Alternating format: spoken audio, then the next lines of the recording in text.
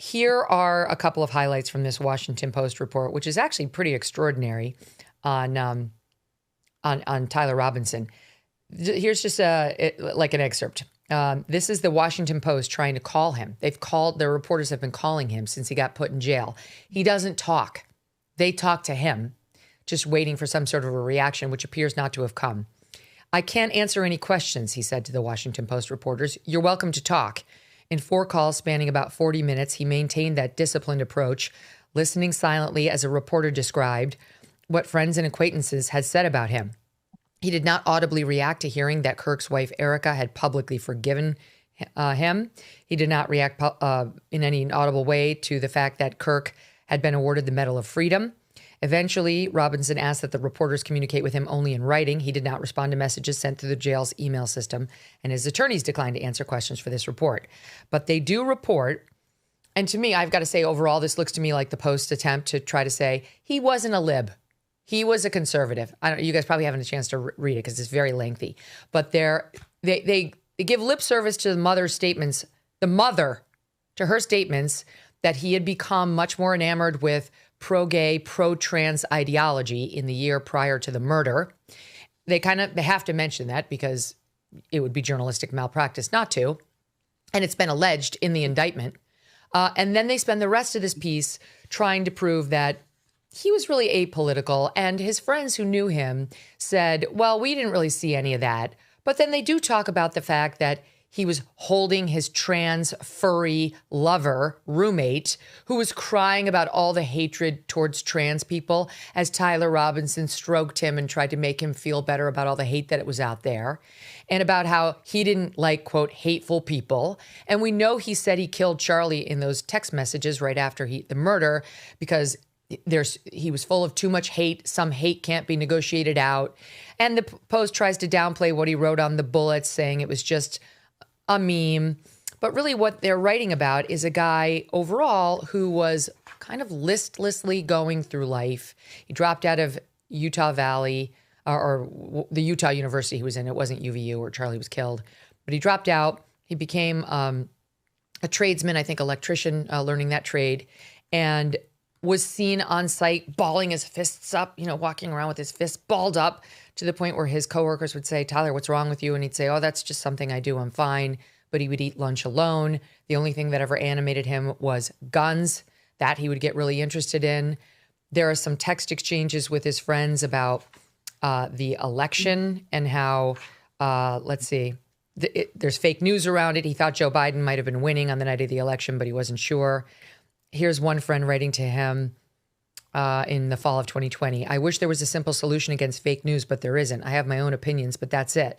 Robinson, pretty much see if there are any sources cited and check the accuracy. If really any of it's not true, then it's fake. Friend, I understand freedom of speech and it's cool, but it makes it so media can lie about anything. Robinson, I wish at least shit like anti-vax wasn't protected under freedom of speech because it's speech that actively harms people. Talking about the anti-vax messages doesn't really sound like a conservative to me. After Trump was almost assassinated, they quoted a Robinson text, which they do note that all of his friends said they thought was a joke, where he wrote, snowflake liberals can't shoot straight because they're too busy being gay. Of course, Robinson did appear to be gay. He was having sex with his male roommate who had declared himself female and was a furry. And then they point out that his roommate viewed Trump's election, this is his boyfriend, as a loss for trans rights and was distraught. More than once, a friend said he saw Robinson cradling his sobbing roommate in his arms. The roommate would erupt at friends who came to visit who would say things about boys and girls sports, shouting repeatedly to shut up as Robinson sat nearby on a couch. The group went quiet before their gaming eventually resumed. Then they talk about how he did a Wordle. He did a Wordle like right before Charlie's assassination. By the morning of September 10th, 3 days later, after this earlier exchange he had online, which is irrelevant, Robinson had made the drive north to Utah Valley University. That's where Charlie was killed, according to prosecutors. He texted his Wordle score to his friend at 11:28 that morning. At 11:51, He allegedly walked onto campus and then made his way onto the roof of the building. In the courtyard below, a crowd had gathered to hear Charlie. At 12:23 p.m., I mean, it's remarkable. So the Wordle score was texted to his friend at 11:28. Less than 60 minutes later, he shot Charlie, according to prosecutors. At 12:23 p.m. came the crack of a single shot. As a student pressed Kirk on his views of transgender people and mass shootings, Kirk slumped backward. At 9 a.m. that morning, that very morning, before the shooting, Robinson's friend in New England sent Robinson the friend's Wordle resorts. He'd gotten share in just 2 tries. Robinson replied 21 minutes later. It had taken him 3. It was their last exchange. He's getting ready to shoot Charlie. He's doing the Wordle. He's exchanging texts about the Wordle. And then, of course, he would shoot Charlie, and the bullets would include messages like, "Hey, fascist, catch." There are a lot of politicians that should be getting coal in their stocking for Christmas, but Birch Gold thinks, as a smart planner, you deserve silver. That's why for every $5,000 you purchase between now and December 22nd, Birch Gold will send you an ounce of silver, which is up over 60% this year. See, smart people diversify and have a hedge. That's why you should consider Birch Gold. With the rate cuts from the Fed in 2026, the dollar could be worth less. And what happens if the AI bubble bursts? Consider letting Birch Gold Group help you convert an existing IRA or 401k into a tax-sheltered IRA in physical gold. And for every $5,000 you buy, you will get an ounce of silver for you or your kids. Just text MK to the number 989898 to claim your eligibility for this offer. Again, text MK to 989898 because Birch Gold's free silver with qualifying purchase promotion ends on December 22nd. Message and data rates may apply. All of this is interesting because clearly the shooter's friends are starting to speak out to the media in like drips and drabs. And I do believe there's an attempt by the media to try to divert the narrative away from he was a leftist. I don't know. He may have been a righty, much in the way that Tyler Crooks, who shot Trump. Thomas Crooks was a righty for a period of time, but then had shifted left, notably leftward in the last year before. That's also what appears to have happened to this guy, Tyler Robinson. But what comes in of what I've just said, and is any of that relevant to you guys? Arthur, I'll start with you. Well, from a human point of view, it's relevant about how sick this guy is. I mean, unfortunately in society, we've lost the concept of like what it's like to kill another person. Like, you know, even if you looked at what happened in Bondi Beach, the guy who took the rifle away from the executioner, he didn't kill the guy who was killing everybody else. It takes a lot to kill someone. And the fact that you're playing a game, a word game, moments before you're about to kill anyone is just like, I mean, to a jury, if you're trying this case, if you're Matt and you're the prosecutor, I mean, it just shows you how this guy doesn't care. As the defense attorney, you want to talk about how sick he clearly was. The fact that the politicians and the media are trying to figure out, well, whose team was he on? To me, it's upsetting. It should be everyone on the planet Earth should condemn what happened. Megyn, I haven't watched the video because of Charlie getting killed, because it's too disturbing to me. But I have watched at this point hundreds, and I'm not exaggerating, of Charlie Kirk videos. And boy, oh boy, what a cool guy he was, and the way he conducted himself. And it's hard for me to believe that someone who believed in the same things that Charlie did, and Charlie was clearly on the conservative side of things, although I hate all of these labels, would execute him. So, good luck to the media saying, "Oh no, he was really a lefty who's killing him. He's really a righty who's killing him." The whole trans thing is very confusing to me. I'm not being a wise guy. You use this word furry. I don't really know what that means. I really don't. It's not like a legal term. Nobody does. Okay.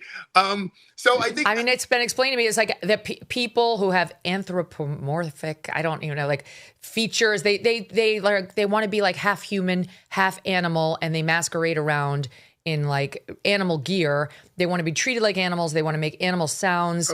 and it's related to their sex lives as well. It's like a sexual fetish, and it is very closely linked with the trans community these are sick people. I mean, honestly, they're mentally, it's in the law, it's called a mental disease or defect. That's Author Aidala's opinion. If that's what you're thinking, like how you should go through life, the way you just described it, that's a mental disease or defect. And maybe his lawyers are going to try to put that kind of a defense forward.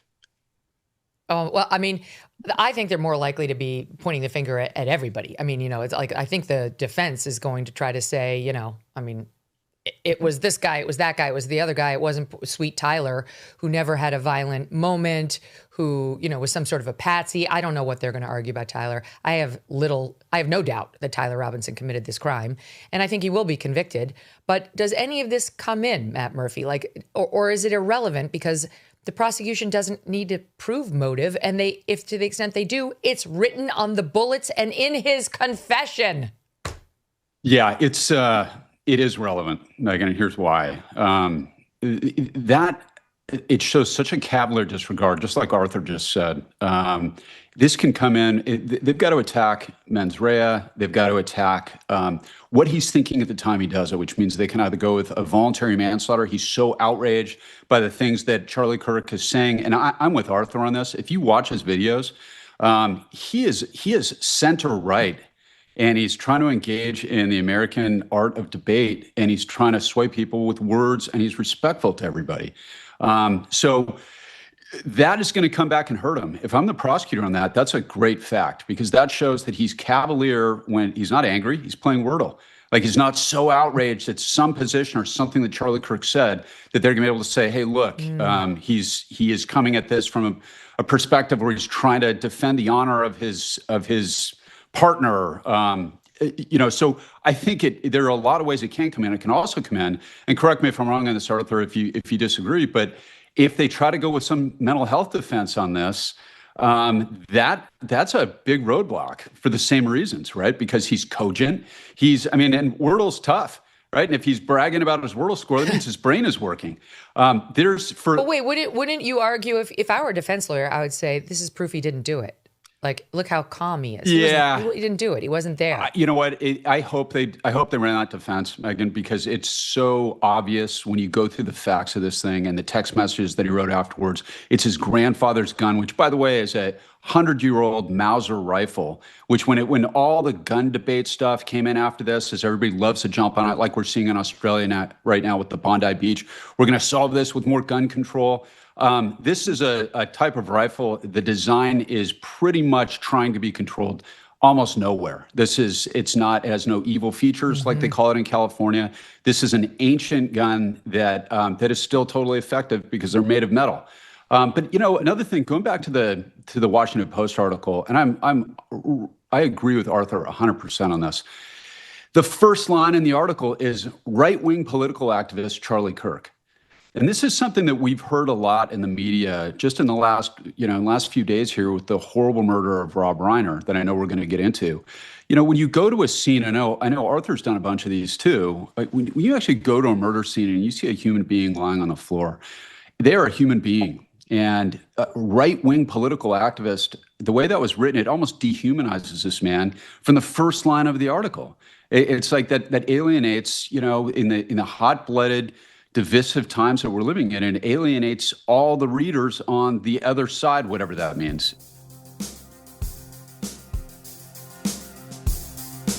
Thanks so much for watching. If you like what you just saw, hit the subscribe button for more clips and full episodes.